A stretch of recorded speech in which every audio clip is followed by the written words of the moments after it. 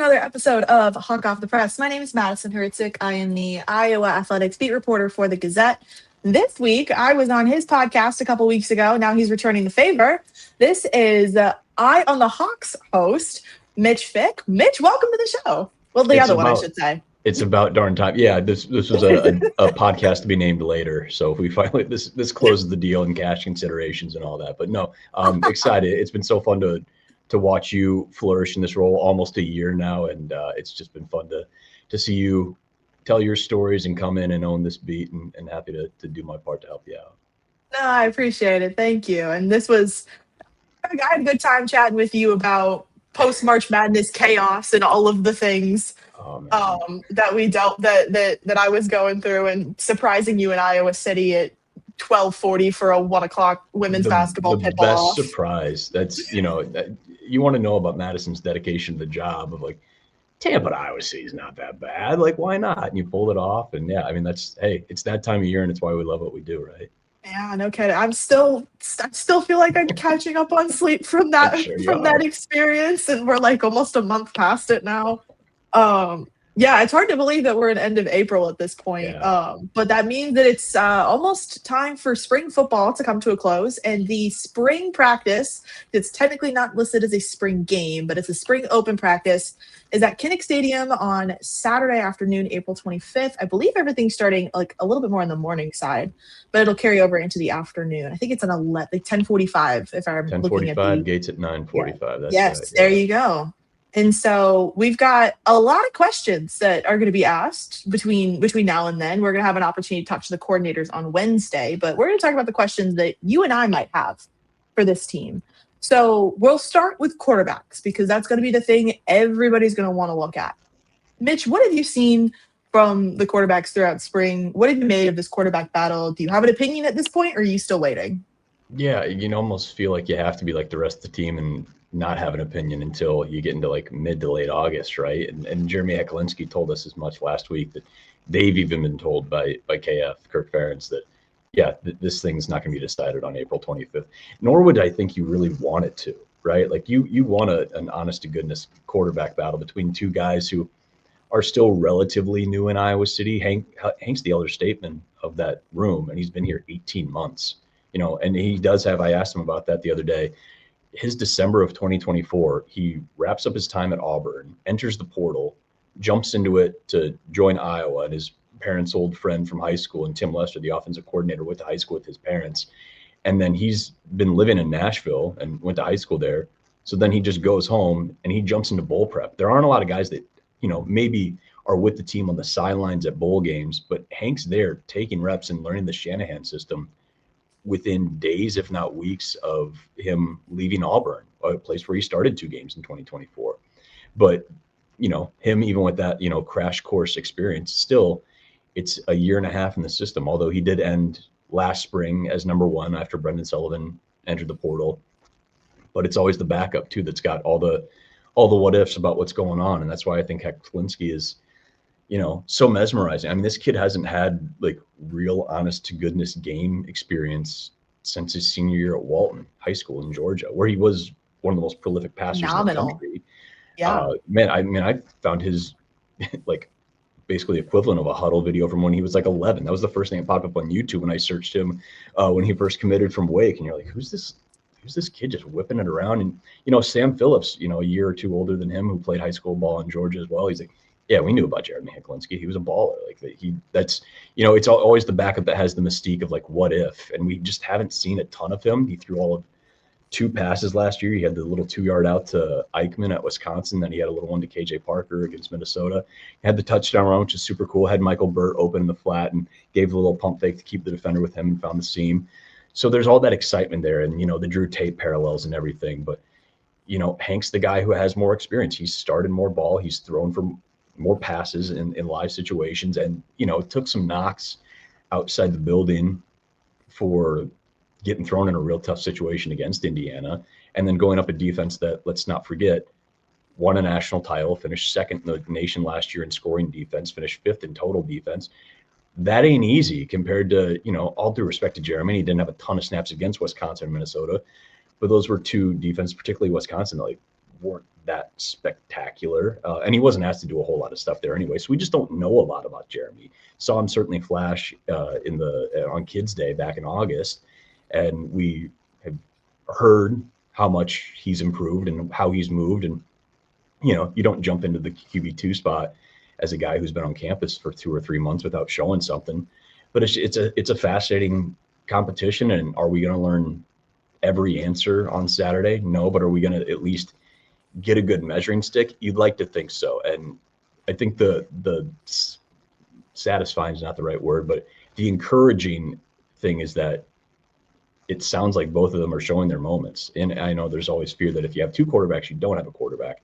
But I think you're in a situation where you're seeing Tim Lester's quarterback room kind of fully realize with these 2 guys who are, really truly the competitors going at it that have some experience. And it's not like Mark coming in last year and, we don't even get to see him in the spring because he's still recovering, or, Cade was always banged up, or Deacon, gets thrown into the fire, things like that. Like, this feels like the purest quarterback competition we could have.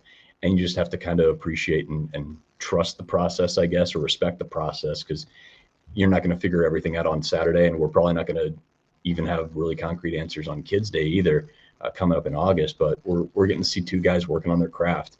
And that to me is exciting, that process and putting in the work and getting the reps. No matter where those guys are coming in, they've both got their experience. They've shown some stuff, and that to me is what's exciting about that quarterback battle, even if we don't get answers on Saturday or for months from now. Yeah, well, one thing too is it's going to be natural to start forming opinions based off of what people see during the spring practice too. Like, we can sit here and talk about what ifs and their history and all of that kind of stuff, but like as you mentioned, we haven't seen much out of either of them. Like, we have tape from Hank from when he was at Auburn, from getting thrown into the fire against Indiana. And then you can look up Hecklinski's high school tape if you wanted to see it. But like, in terms of the 2 of them, where they are now that they know Lester's offense really well, like, we don't have a ton here to go off of. And so this is, I guess, for all intensive purposes, like, their real audition, I guess, in sense of how are you going to look in front of other people.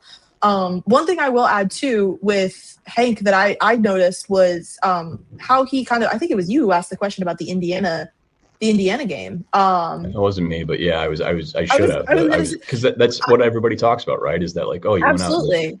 Yeah, but it's tough. It's an incredibly difficult situation there for him to go into. Absolutely. And I think one of the things that he said that kind of stuck out to me was the fact that he was like, yeah, looking back on that, that's a hard pill to swallow, because it's like you do take on the responsibility of that, because it was a mistake. But at the same time, I did like the fact that he was very clear that, if he had another shot, or if that happens again, like, he's making that pass. Like, that pass is happening. And we can play the what if game for Iowa's 2025 season all day long, and that's going to be something that sticks with that particular season.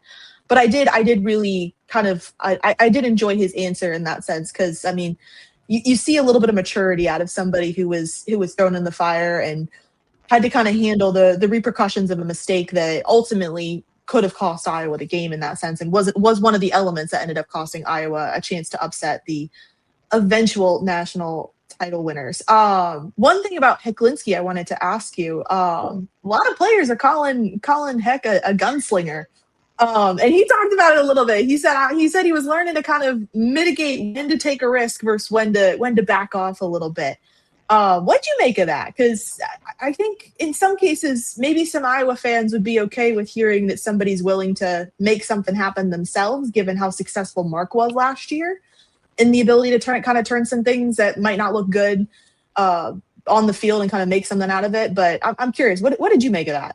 Yeah, to me, when you hear the term gunslinger, it's a guy who isn't afraid to take risks, which again can result in some big booms, right? You can get the big play, but you can also, as you've seen with guys in the NFL that have that moniker, or at any level, like, you're going to make mistakes too. And that's when fans are like, oh, he's being reckless or this and that. Like, that's part of it. If that's the moniker you want, like, that comes with it. But to his point, just learning how to mitigate that name or that mindset as much as you can, particularly moving into a new system and learning that. And, Tim brought this up during bowl prep.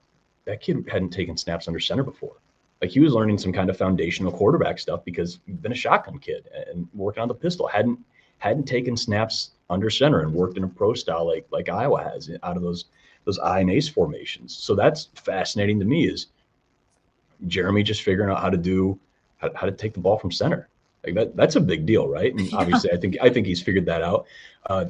Scott Dockerman also asked him, and it's a valid question. Russell Wilson and Kyler Murray and all these guys get it. Like, Heck's not a tall guy, right? He's not like an inch or two maybe on me.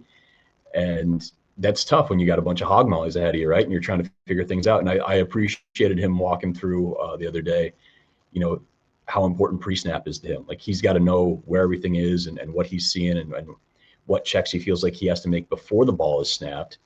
Because once things start moving, there's some vision impairments there, right? Like, you're just not going to be able to see over the trees sometimes. So I think, people who aren't used to a shorter quarterback, Hank's 6'4", it's not an issue there, but they can bristle sometimes, like, oh, it's a little guy, like, he can't see over the line, all that stuff. Like, this kid has learned to live with that. Like, he's been that size his whole career. So I trust him to know how to operate within himself more than folks who might get worried about how he's going to manage to do it. Listen, it's a different level of football, certainly, but that's probably part of the reason why he's developed this gunslinger mentality, or the ability to improv a bit or work off schedule. And the goal is to make that work for you more often than not. And we saw a little bit of it against Minnesota on that touchdown run.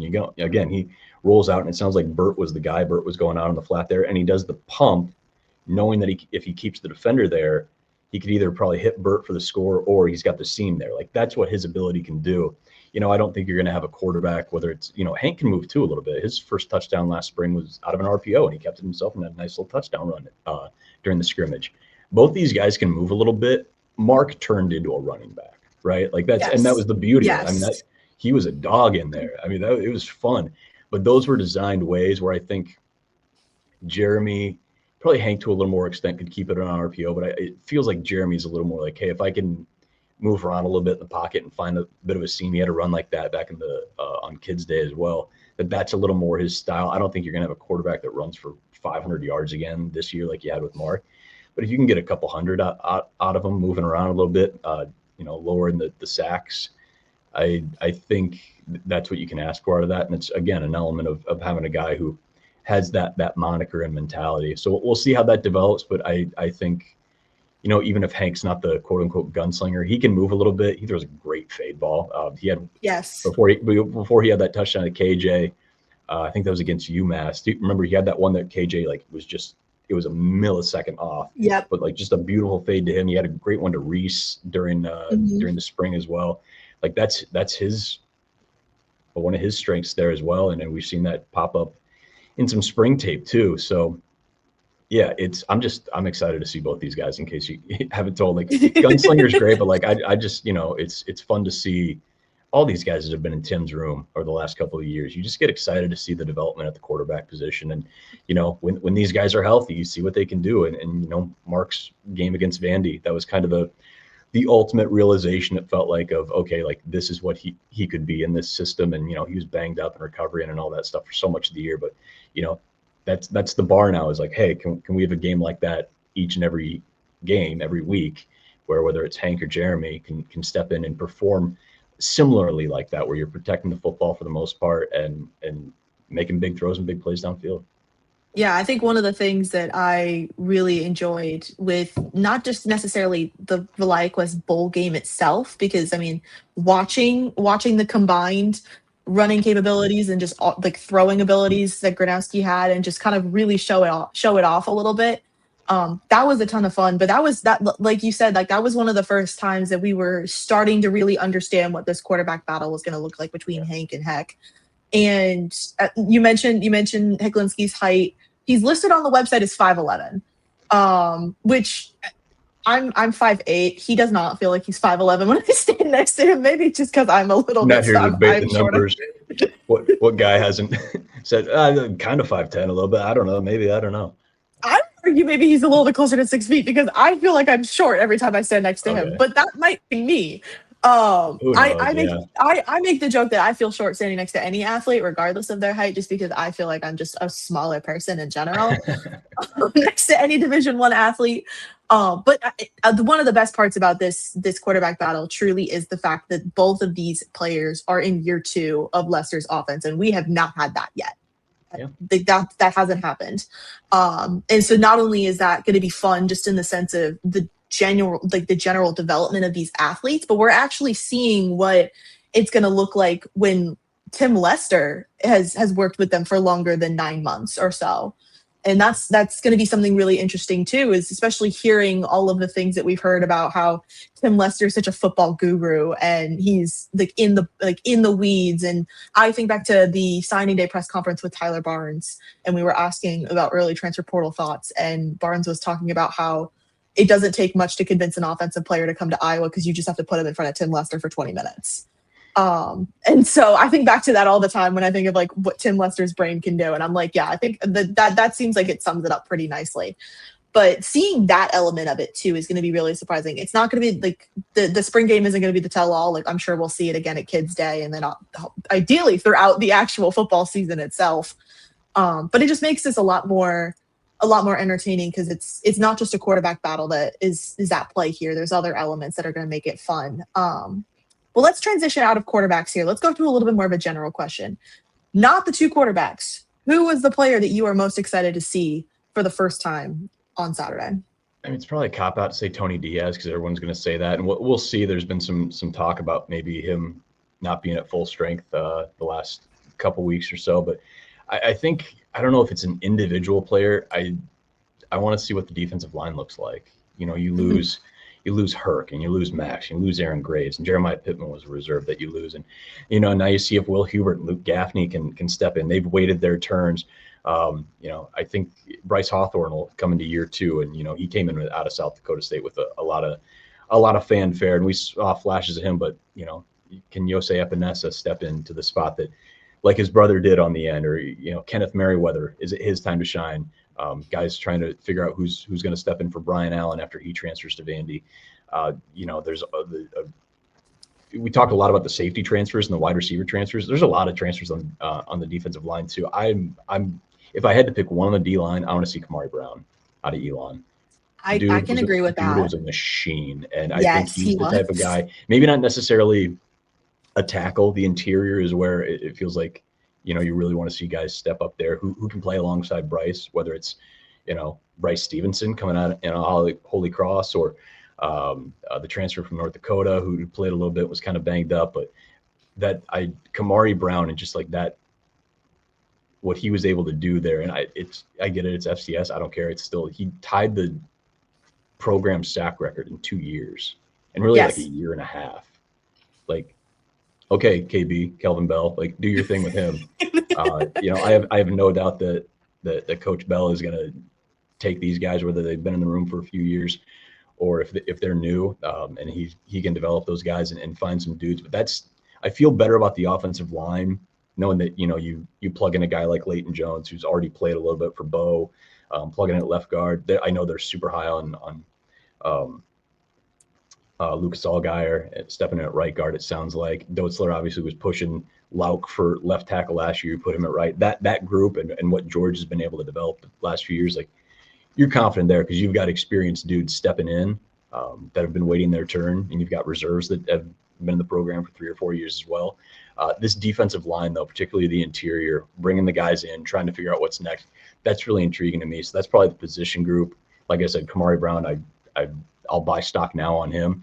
But that's kind of the group and group of individuals that I'm most intrigued by come Saturday, because that's a group that I think people are confident in. The defensive backs, where you got Lutmer and Lee, and the safeties that have transferred in. The linebackers, it's the local boys' time to shine, right? Getting in there with Jaden Montgomery, who stepped in, and how much respect he has in that linebacker room for Seth Wallace. But you can get Weisskopf and Reese and Buffington, especially. It seems like maybe it's their time, along with DeYoung and Ben Kiekerix. Those positions feel like, okay, like people are confident what's the table, how the table's been set there. It's the defensive line with new faces, losing BA, losing everybody else. Okay, let's see what we got there in the front four, and then everything else. If you can shore up that front four, you know, Phil Parker is going to do Phil Parker things per usual. So I'm hearing defense in general, maybe not just one player, but just the entire defense. I think we kind of know what we have a bit, or we know that we won't know on offense, right? Like we'll see what the receivers look like, tight ends. I'm happy Addison Estranga's back. What a great kid. I hope he stays healthy. He's battled stuff these last few years, but DJ Stock's way up. We got to see the viral video of him like telling people remember his name on the school bus, whenever that was. That was fun to see. That was hysterical. So cool. But yeah, I think and maybe we've spent the last few seasons always talking about the offense. Like, all right, well, there's some very intriguing stuff happening on the defense too. Again, particularly at the line. So I feel like we need to focus on that. Phil always answers the bell. We've seen Tim answer the bell and raise things these last couple of years, but I want to see what that D-line looks like, just because that's the one that loses so many great guys on it that have a ton of experience in production. Let's see what this new crop can do. Yeah, I was asked this question by somebody last week, and they had said, aside from the quarterbacks, what's the position battle that you're really interested in? And actually, defensive line would probably be my answer, if I'm being completely honest, because there's not only is there so much space available for players to come in and take over, but at the same time, like the transfers that they brought in, the players that have the ability to step in, that have been there for a couple of years now. Like the blend of it all is just so interesting. You mentioned Kamari Brown. He was a second-team All-American by the Associated Press and a fourth-team All-American by Phil Steele just last year, and was on the freshman All-American by Phil Steele in his freshman year. First Elon player to record double-digit sacks in a single season. He had 12. He had 16 and a half in his career for two seasons at Elon, and led the CAA in sacks by 2.5. 2.5 was the separation. Like, that's a lot. Like, what are we talking about? He's fun. He could be a guy that we're all talking about Tony Diaz and the safeties out of Tyler Brown from James Madison. I know people are high on Anthony Hawkins out of Villanova, but like, man, Kamari Brown, when you get to November, that could be a name that people are like, geez, that might be the best transfer out of the whole bunch. Maybe he's got that potential. It's more than just numbers too. Like, just you watch his tape and type of player that man, he's so explosive. He can make an impact real quick. Yeah. He's so explosive. I think that was the biggest thing I took away from watching some of his highlights, was just how quick he moves. Yeah. And you need that out of a defensive line, especially Phil Parker's. Parker's defense, you need people who can move real quick. Yep. Angles. It's all about it. There you go. I think I'm going to go with actually an offensive player for the one I'm looking forward to the most. And it's one that new running back coach Jay Norvell was pretty high on when we talked to him on Thursday. I'm going to talk about LJ Phillips. Bowling ball covered in spike. How did he say that? Yeah. What a great line that was. Oh my goodness. That he is somebody, I mean, I've been high on him since he committed. I have said from day one that this is somebody that could be a real difference maker. And I think part of the reason is the fact that I've seen what FCS football looks like with my own eyes, having covered it for 2 years. And then I turned around and I've seen what Big Ten and SEC football and ACC football look like. And the reality is when you get the right guy who might have just gone a little under-recruited when he was younger because of size, or just didn't have the highlights, or in some cases COVID impacted a lot of people's ability to get Power 4 offers, they can be diamonds in the rough in college football. And I feel like with this system, particularly with this Shanahan style offense, LJ could really be a diamond in the rough that Iowa found. One of my favorite stats in his bio on the website, he became the fastest Yote in the Division I era to eclipse 1,000 yards in a season. Did it in 8 games. He started in 6 of them. So he didn't even start in all 8 of those games to reach 1,000 yards. I was like, holy productivity. Yeah. And I'm somebody who does really look at resumes when I evaluate a player when they first come in, because that's what those are the facts. We can look at tape and you can analyze a player and maybe make guesses, but like on how they'd fit in a scheme. But to me, the facts are what get me interested in how your playing style affects other people around you, and that those numbers speak for themselves. You don't eclipse 2,000. You don't basically reach 2,000 rushing yards in a single season by accident. That doesn't just happen. And again, the description by Norvell, bowling ball with butcher knives, is like, what? Like, what kind of, like, I think he'll blend really nicely with the running back room just because he's so he's physically difficult to tackle. He's 5'9" and 225. So he's pretty small, but he's very difficult to bring down. And I think that playing style is going to really bode well for a nice mix when you look at the rest of the running back room and you have Kamari Moulton coming back. You have Nathan McNeil, who we've seen flashes of before, who's got a ton of potential. Xavier Williams is back. And so we've seen him have a ton of potential as well. I don't know, that running back core, there's something. Listen, Iowa loves its running backs. We know that for sure. But it's such a fun room. That's one that one I'm really intrigued about, and how they're going to manage, how they're going to not even necessarily how they'll look on Saturday, but honestly how they're going to manage the reps too. I think that's going to be something that's going to be a fun storyline to follow. Yeah, and I mean, we learn every year that room gets banged up more so than other rooms, right? Jazz missed time last year, so did Terrell Washington.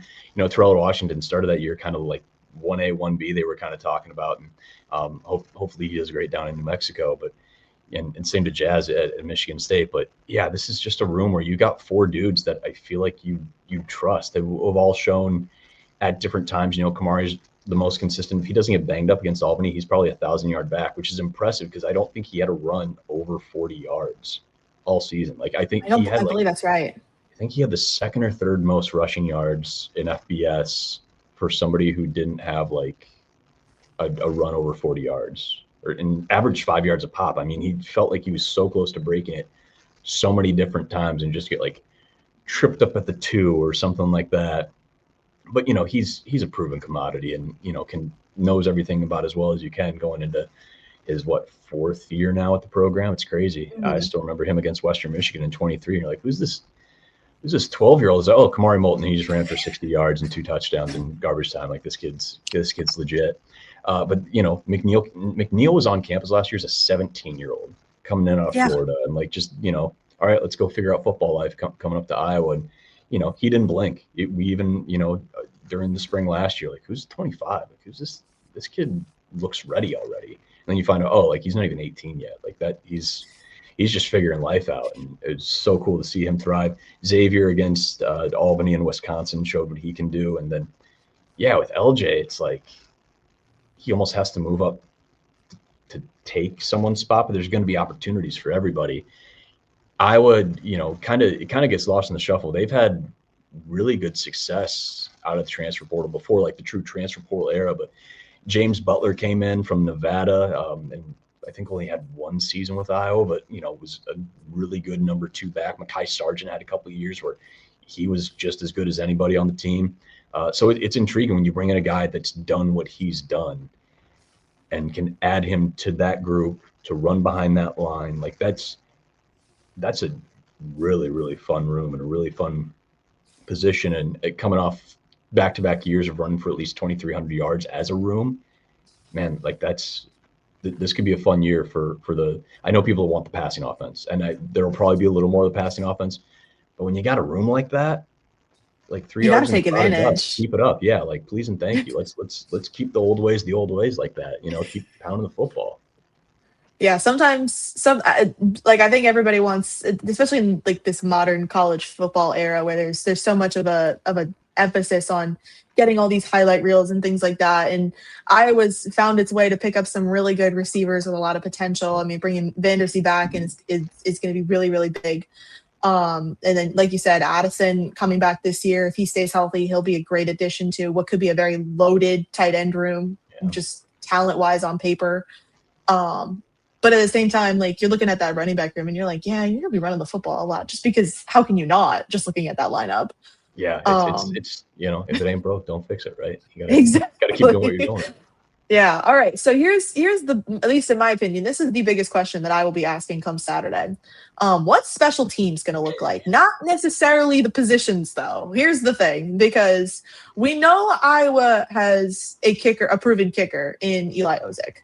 We know that there's a punter's battle that's kind of brewing here a little bit. Here's what I want to know. Who's going to be catching the punts and the kickoffs? This is the biggest question that I have. And I think this is it's so interesting because the more that we talk about spring football, yes, the quarterback battle is going to be on everybody's mind, but I'm like, there are so many elements to this team that we're not going to know answers for sure for a while, but I have my guesses as to who we might see catch some punts and kickoffs. But Mitch, what do you think about this?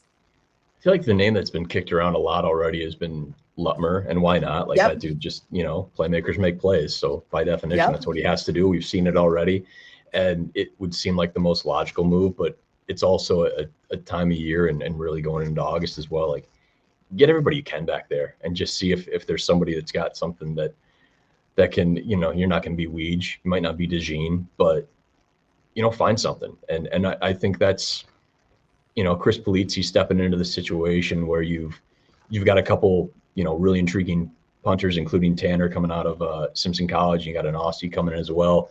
Ozick, already a proven commodity out of North Dakota State. You also have Caden Burr out of Bettendorf, who I think got a kickoff against UMass last year as a true freshman. So that's a fun little dynamic there as well.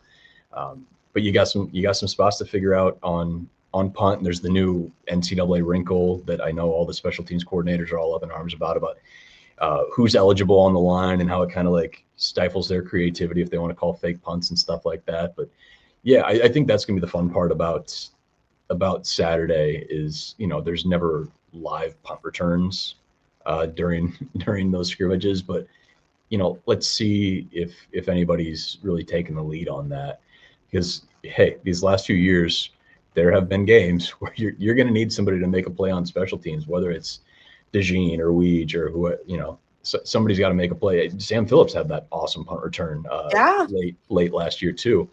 The more guys you can have that show the potential, I think the better. So you're not just relying on like, if this guy goes down, we're done. Because that's, when DeJean went down in 23, that's when Weege stepped in against Illinois and, had a couple rough ones in that game, but then had like a 16-yard return that ultimately set up KJ for the run that won the West. So you've got to have a few guys back there, but I would imagine Lutt's the front runner just because it's Zach Lutmer and that guy can do a little bit of everything. But yeah, it's going to be fun to see who can rise and, start leading that room as best they can and be the next special teams ace for the Hawks. Yeah, one thing that I know that is kind of been, I guess, like a guiding point in when I look at potential players who could maybe take punts. Obviously, you and I aren't in practice every day, so we're not seeing exactly what's going on. But I do think back to when we asked LeVar Woods, and I think it was the second bye week last season, of like, have you even started thinking about who's going to come after Weege and Sam Phillips? Because those were the only two on the depth chart for that position. And Lutmer was one that Woods said right out of the gate. He was like, we're going to audition a bunch of people, but you look at Lutmer as somebody that you might consider pretty heavily. Brevin Dahl was another name that's been thrown around a couple times. I think he could be somebody that's really good. But I do agree. I think listen, we're not going to get a lot of hardcore answers on April 25th. We're not. That's as much as I think a lot of people, including myself. Return, yeah. Oh God, no. As much as I'd love to have some hardcore answers, just in terms of, I don't know, maybe like telling stories and all of that kind of stuff, we're not gonna get those answers for a little while. But I do think that Iowa finding like two, maybe three guys I could go back. I think Lutmer is having a really good spring based off of what we're seeing, what we're hearing. The highlight of him picking off a pass right on the sideline that Iowa football posted the other day, I was like, whew, that was a good catch. He seems like somebody that's really coming into his own, not only just as a player, but just as a leader as well. So I think he's somebody that you kind of have to look at. Plus, then you just keep the tradition of the ball catchers, I should say, because you've got DBs and you've got wide receivers doing punt. You keep the trend going a little bit there. Yeah. But it's certainly interesting. So, Mitch, I want to ask you this question, and this is difficult because, again, we're recording this on April 20th. The spring game is the 25th. The first game of the season is not till September 5th. But when you look at this team, what we know about this team so far, and what you think that we might see on the 25th, how is this team shaping up, in your opinion, to the schedule that Iowa is going to be faring in 2026? Yeah, it's interesting, right? I like that it's a team that gets to start at home for, I think, is it 3 straight games or 4 straight games? 3 games. Yeah. And then you head to Ann Arbor, I believe, for that first road game. So they're gonna learn a lot quick, but I like that they get to settle in and kind of, just worry about their business early as they figure out a lot of stuff. You hope every position's somewhat settled. Certainly by the time you get out of non-con and get out of September and into October. I like how it shapes because you do have a lot of new faces this spring. I think, what is it? You've got like just as many early enrollee freshmen as you do transfers. Yeah, So just about. you get time to settle in fully with 3 straight game days at home where you're not worried about the logistics of travel or hopping on a bus or a plane or anything like that. Like you just get to settle in and create a cohesive team at home. And then you get to go tackle the Big Ten. I like that. I think that's very serendipitous that things have worked out that way, that you've got a new look team trying to find your new leader at quarterback, a couple other spots that you're trying to settle, and you get to figure all that out without also worrying about the hassles of a road trip. I think that's really beneficial for this team.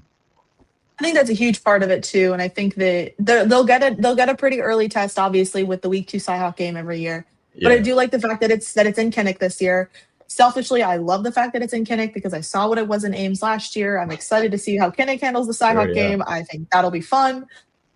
It's like one of the last first time things I'll actually get in this job too. Sure. I think so. I'm taking advantage of every bit of that I can now at this point as I slowly say farewell to my rookie status. But I think those first three non-conference games are going to be really big. I've said it before on this podcast. I'll say it again. Those first 3 Big Ten games, we're going to learn just about everything we're going to need to know about that team. That lineup of at Michigan versus Ohio State, at Washington, and then your bye week is going to be a lot for this team, particularly with how many core positions are going to still be pretty young. Yeah. But at the same time, I think I said it during the podcast when we broke down the schedule. I think if you go ideally 2-1 at least in that stretch, you're in a really good position. Yeah. Because then you're looking at potentially a 5-1 start to the year as you hit the bye week. And so I think that's a really good spot for Iowa. The longer that I've sat with this team, the more that I have thought that this schedule might not be as daunting as we all thought it was when it first came out. Because I think you looked at that schedule way back in, was it January, February? I've lost track of days now, but earlier this winter when they released the schedule, and you look at it and you're like, okay, this is a lot. This is a lot to process because, well, after the bye week, then you're getting the gang back together and you're playing a Big Ten West schedule the rest of the season. So yeah, I do think that there's some opportunities for Iowa. I think that when we looked at the schedule at the time, we didn't know all of the pieces that we know now in terms of the transfer portal. Now that we have some of that, I think we're starting to get a little bit of an idea of how this team can perform. And it's going to be a matter of how they're going to gel together at this point. Yeah. And again, they get to do that at home. Yeah. At Michigan versus Ohio State, at Washington, like you said, I think once you're through that, all those games ahead of you are very winnable. There are some that, don't sleep on Northwestern this year.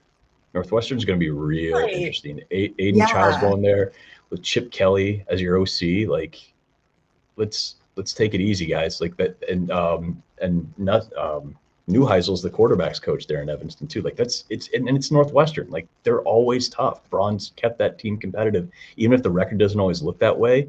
Like that's a very intriguing program to me. And Iowa fans will tell you, you go to Evanston and you can have a real bad time sometimes. Sometimes you have 2015 where they blow the doors off them and they kind of ruin their homecoming and Rose Bowl reunion. Akron Wadley goes for 204 scores. But man, how many times do those trips to Evanston turn into Hawkeye fans with real quiet trips home? That'll be an interesting one. You get to finally play Purdue again. Been a minute since you've seen the Boilermakers. And then, Nebraska's going to be Nebraska. But yeah, once you get through that 3-game stretch to open the Big Ten schedule, all right, like if you're hitting your stride and you're figuring it out and you can get November playing your best football, you got a fun year ahead of you. You got the opportunity for some fun things to happen. Yeah, I mean, there's a lot of potential in this schedule and with this roster too, and how they could gel together. It could pair up to be a really interesting season. One final question I got for you, Mitch. We've talked a little bit about individual player impacts and all that kind of stuff. What's one thing you want to see for you to feel good about where this team is at following the spring game on Saturday? Man, to just choose one thing. I can give you 2. I can give you like 1 or 2. Oh, you give me 2. Thank you for the grace. just give you a little bit more flexibility here. Man, give me a bomb of some kind, right? Like, give me Hank to Reese, or heck to Dayton Howard or something. Give me somebody taking one distance. I think the longest we've had, that one I was talking about, Hank to RBZ, was like a 20-yard fade. Like, all due respect to the corners, I want to see somebody get burned or somebody make an awesome catch. Like, just like put one deep play on that offensive tape. I'd love to see that, which will be tough because I'm buying Deshaun Lee stock. I think the way TJ Hall ended his 2024 and turned it into an all Big Ten 2025 and a combine invite and everything, Deshaun was playing great ball at the end of the year, and I think he'll rise as well. So I don't know if he'll get burned. I hope he doesn't get burned, but I'd like to see a big play on the passing game. Defensively, I again, like, I don't want these quarterbacks to get hit. I want to see some guys with some hurries, whether that's off the edge, up the middle. Shoot, like, if Yosef Anessa can pop, or Drew Campbell, if he can carry the legacy on, Joseph Anderson, guys like that have been around a little bit, and see if they can do something. I want to see what really that front 7 does, right? And with the younger linebackers finally getting their chance to shine, guys like Cam Buffington and stuff like that. Those are the 2 things. Show me a big play, but show me that front 7's really starting to gel already. Mm-hmm. I like that answer. I like that. I think we've heard Hank and Hecklinski both describe this offense as it can be explosive at times. Yeah. I want to see that show up. I agree with you there. I think seeing a couple really dynamic, really engaging, those highlight reels that everybody looks for, kind of explosive plays, will be really good to see. I think that'll be, I don't want to say a breath of fresh air, because we've seen it before. And we've seen that Iowa can be explosive, but I think it's going to be almost like a breath of reassurance, I guess is the right way to say it. The sense of that can continue on. I'll double down on that, though. I want to see an explosive play from both quarterbacks. I want to see both of them do it, because absolutely. I want to see how they do it within their playing style. I think if we see one versus the other, I think it'll be great. But I think seeing how they both manage explosive plays and finding when to take that opportunity, I think that'll be a really good sign for Iowa fans. And frankly, it'll show us a lot about their playing styles. Yeah. And when they decide to make a gut check. I'm gonna stand by the special teams comment. I want to see what the 2 punters look like, if I'm being honest with you. Like, when we had those couple minutes during that open practice a couple of weeks ago, I think it was like 45 minutes or so. Both had some really good, like, deep punts. And so I'd love to see some more of that. I think they both have a lot of potential. So I'd love to see some special teams unit involvement. If we get to watch Ozick kick, that would be cool too. I mean, he's nailed a 54-yarder before. I'd like to see what he can do with some distance too. But I might be asking for too much. Maybe for April 25th, I might have to wait for Kids Day for some of those things. But who knows? I just want to see explosiveness from Boston Everett and Tanner Philpott. That's all we're asking for. Listen, special teams is fun. Let's go. I mean, it's going to be intriguing, and the nice thing is that as the offense continues to grow, you don't need Torrey Taylor level punting all the time. That was the nice part about Reese's first 2 years. There were times where he had some growing pains, but the offense was at least doing better than they were in 23, and so you could weather the storm a little bit more. But hey, if you can have a strong puncher for when he's called on, you'll certainly take it. But I think they've got 2 great candidates in Boston and Tanner. I think both of them could have the potential. Boston's still learning the position. Obviously, Tanner's already had a heck of a career at Simpson. Yeah, but it's super intriguing. And where else in Iowa City do people get hyped up about what the punters are doing? It's a special and unique part of Hawkeye football. That's how I know I'm ingraining myself in the Midwest over here. So I'm getting intrigued by this. One of us. Mitch, thank you so much for joining. I have had a great time chatting with you. And I'm glad we were able to reciprocate podcasts. That makes this fun. The deal is done. If you guys like this content, there's a new Hawk Off the Press podcast every week available. There's also a free newsletter with the exact same name, Hawk Off the Press, that you can sign up for at thegazette.com. Thank you guys so much for watching, and we will see you next time.